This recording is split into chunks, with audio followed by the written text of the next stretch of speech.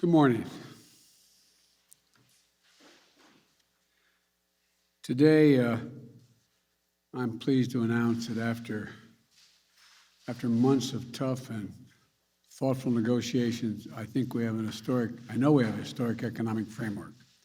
It's a framework that will create millions of jobs, grow the economy, invest in our nation and our people, turn the climate crisis into an opportunity and put us on a path not only to compete, but to win the economic competition for the 21st century against China and every other major country in the world. It's fiscally responsible. It's fully paid for. 17 Nobel Prize winners in economics have said it will lower the inflationary pressures on the economy. And over the next 10 years, it will not add to the deficit at all. It will actually reduce the deficit, according to economists. I want to thank my colleagues in the Congress for their leadership. We spent hours and hours and hours over months and months working on this. No one got everything they wanted, including me. But that's what compromise is. That's consensus. And that's what I ran on. I've long said compromise and consensus are the only way to get big things done in a democracy, important things done for the country. I know it's hard. I know how deeply people feel about the things that they fight for. But this framework includes historic investments in our nation and in our people. Any single element of this framework would fundamentally be viewed as a fundamental change in America. Taken together, they're truly consequential. I'll have more to say after I return from the critical meetings in Europe this week. But for now, let me lay out a few points. First, we face, and I apologize for saying this again, we face an inflection point as a nation.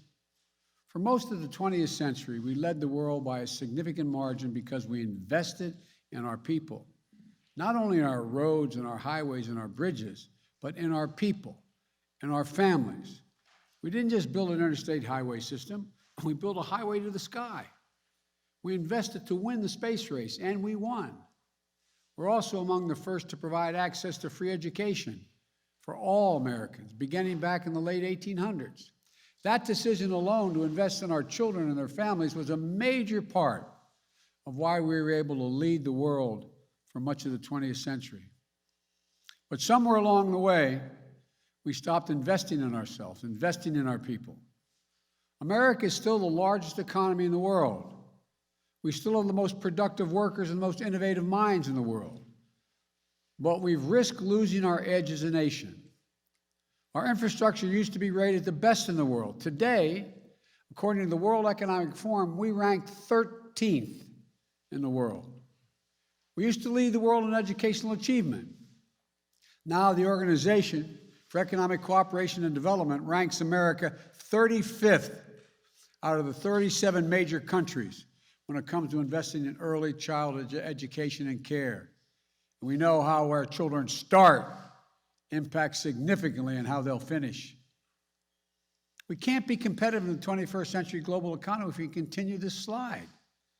That's why I've said all along, we need to build America from the bottom up and the middle out, not from the top down, with the trickle-down economics that's always failed us. I can't think of a single time when the middle class has done well that the wealthy haven't done very well. I think of many times, including now, when the wealthy, the super wealthy, do very well, and the middle class don't do well. That's why I propose the investments Congress is now considering in two critical pieces of legislation. Positions I ran on as president, positions I announced when I laid out in a joint session of Congress what my economic agenda was. These are not about left versus right, or moderate versus progressive, or anything else that pits Americans against one another. This is about competitiveness versus complacency. Competitiveness versus complacency. It's about expanding opportunity, not opportunity denied. It's about leading the world or letting the world pass us by. Today, with my Democratic colleagues, we have a framework for my Build Back Better initiative. And here's how it will fundamentally change the lives of millions of people for the better. Millions of you are in the so-called sandwich generation, who feel financially squeezed by raising a child and caring for an aging parent. About 820,000 seniors in America and people with disabilities have applied for Medicaid, and they're on a waiting list right now to get home care. They need some help. They don't have to be kicked out of their homes, but they need a little help getting around, having their meals made occasionally for them. They don't want to put them in nursing homes, not because of the cost, but because it's a matter of dignity. They want to stay in their homes. But it's hard.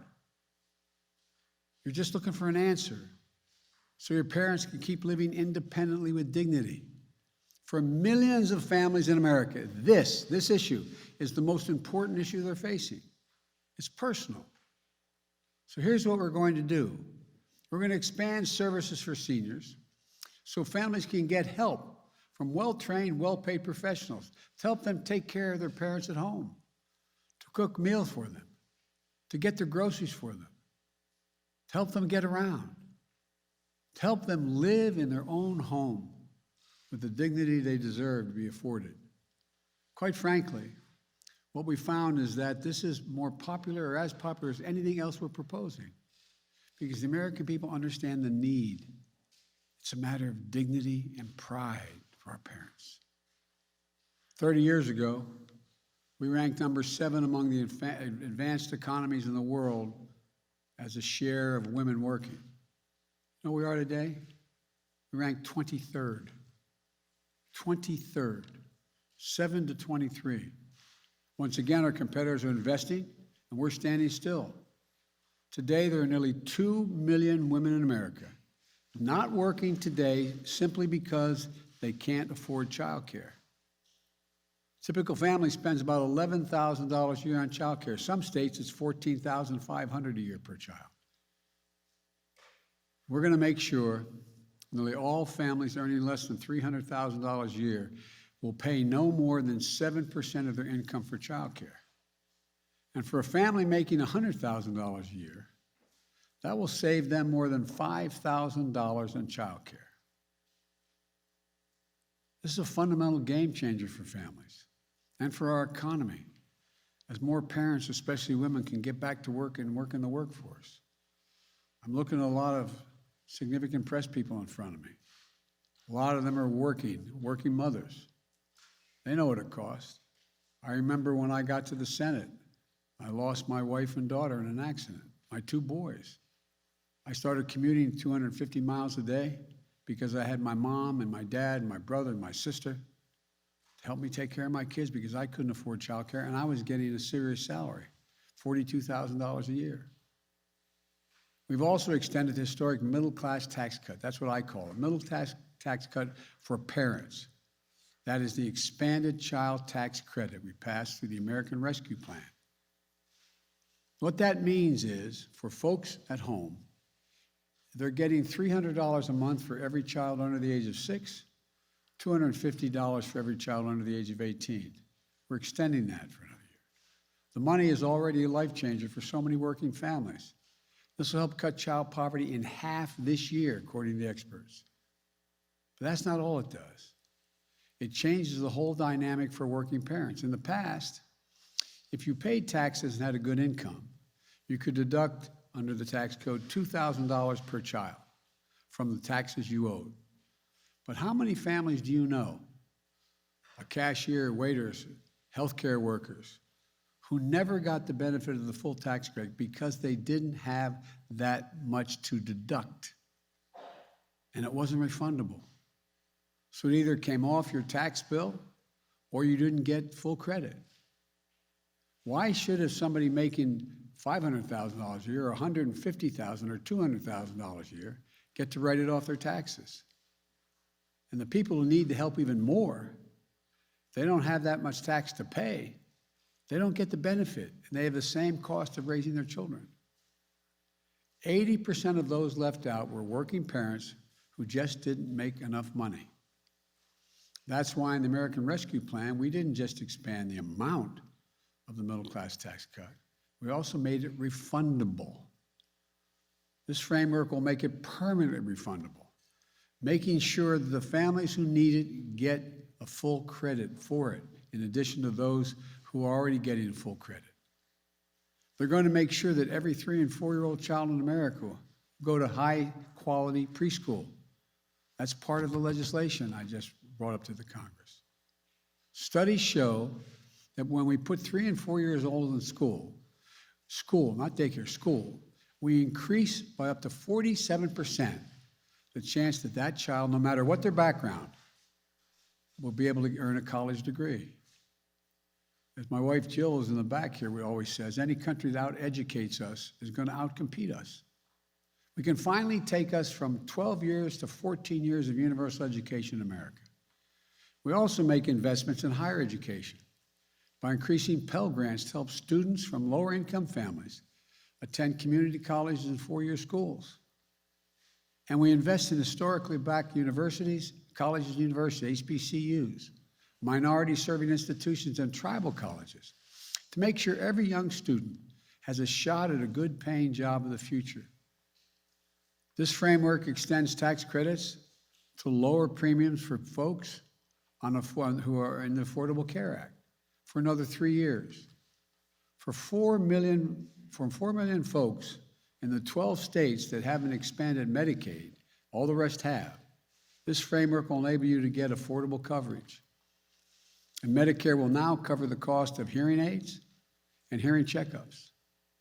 This framework also makes the most significant investment to deal with the climate crisis ever happened, beyond any other advanced nation in the world. Over 1 billion metric tons of emission reductions, at least 10 times bigger on climate than any bill that has ever passed before, and enough to position us for a 50 to 52% emission reductions by the year 2030. And we'll do it in ways that grow the domestic industries, create good-paying union jobs, address long-standing environmental injustices as well. Tax credit to help people do things like weatherize their homes so they use less energy, install solar panels and develop clean energy products, and help business produce more clean energy. And when paired with the bipartisan infrastructure bill, we will truly transform this nation. Historic investments in passenger rail. I know everybody says, oh, Biden's a rail guy. That's true. But passenger rail and freight rail and public transit, it's going to make take hundreds of thousands of vehicles off the road, saving millions of barrels of oil. Everybody knows, all the studies show, if you can get from point A to point B on electric rail, you won't drive your car. You'll take the rail service. We also learned that in most major cities in America, minority populations, the jobs they used to have in town, they're now out of town. Roughly 60% of the folks, they don't have vehicles, so they need to have a means to get out of town, to their jobs, to be on time. This will do that, like it did for Detroit. 95% of the 840,000 school buses in America run on diesel. Every day, more than 25 million children and thousands of bus drivers breathe polluted air on the way to and from school from the diesel exhaust. We're going to replace thousands of these with electric school buses that have big batteries underneath and that are good for the climate. I went down to one of the manufacturing facilities, saw them, got in one, drive them. They do not expend any. They do not expend any pollution into the air. We'll build out the first ever national network of 500,000 electric vehicle charging stations all across the country. So when you buy an electric vehicle, and you get credit for buying it, you buy an electric vehicle, you can go all the way across America on a single tank of gas, figuratively speaking. It's not gas. You plug it in. 500,000 of them, these stations along the way. We're going to get off the sidelines on manufacturing solar panels and wind farms and electric vehicles with targeted manufacturing credits. You manufacture, you get them a credit for doing it. These will help grow the supply chains in communities too often left behind. And we're going to reward countries for paying good wages, for companies, I should say, for good wages and for sourcing their materials from here in the United States. That means tens of millions of panels and turbines, doubling the number of electric vehicles we have on the road within just 3 years. We'll be able to sell and export these products and technologies to the rest of the world and creating thousands more jobs because we are once again going to be the innovators. We'll also make historic investments in environmental cleanup and remediation. That means putting people to work in good paying jobs at prevailing wage, capping hundreds of thousands of abandoned wells and gas wells, oil and gas wells, that need to be capped because they are leaking things that hurt the air. Putting a stop to the methane leaks and the pipelines, protecting the health of our communities. It's a big deal. And we'll build up our resilience for the next superstorms, drought, wildfires, and hurricanes that represent a blinking code red for America and the world. Last year alone, these types of extreme weather events you've all been covering and you've all witnessed and some of you have been caught in the middle of have caused $99 billion in damage to the United States within the last year. $99 billion. We're not spending any money to deal with this? It's costing us significantly. In Pittsburgh, I met an IBW electrical worker who climbs up on those power lines in the middle of a storm to try to put transformers in to keep the lights on when storms hit. He calls himself a 100% union guy. His job's dangerous. As he said, I quote, "I don't want my kids growing up in a world where the threat of climate change hangs over their heads," end of quote. Folks, we all have that obligation to our children and to our grandchildren. The bipartisan infrastructure bill is also the most significant investment since we built the interstate highway system and won the space race decades ago. This is about rebuilding the arteries of our economy. Across the country now, there are 45,000 bridges and 173,000 miles of roads that are in poor condition. Some of the bridges you don't even take a chance of going across. They're shut down. They can't be built back to the same standard because the weather's not going to get a lot better. We just got to keep from getting a heck of a lot worse. We have to build back better and stronger.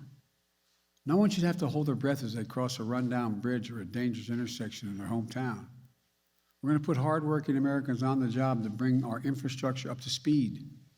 Good union jobs at prevailing wages. Jobs you can raise a family on. My dad would say you could have a little breathing room. Jobs that can't be outsourced. Jobs replacing lead water pipes so families can drink clean water. Improving the health of our children and putting plumbers and pipe fitters to work. Jobs laying thousands of miles of transmission lines to build a modern energy grid. Jobs making a high-speed internet affordable and available everywhere in rural and urban America, particularly including the 35% of rural America that goes without it right now. This pandemic has made clear the need for affordable and available high-speed internet. The idea of a parent having to put their kids in a car for virtual learning, drive and sit in a McDonald's parking lot so the child can access the internet when school is taught virtually is not only unnecessary, it's just wrong. It's wrong. As I said before, these plans are fiscally responsible. They are fully paid for. They don't add a single penny to the deficit.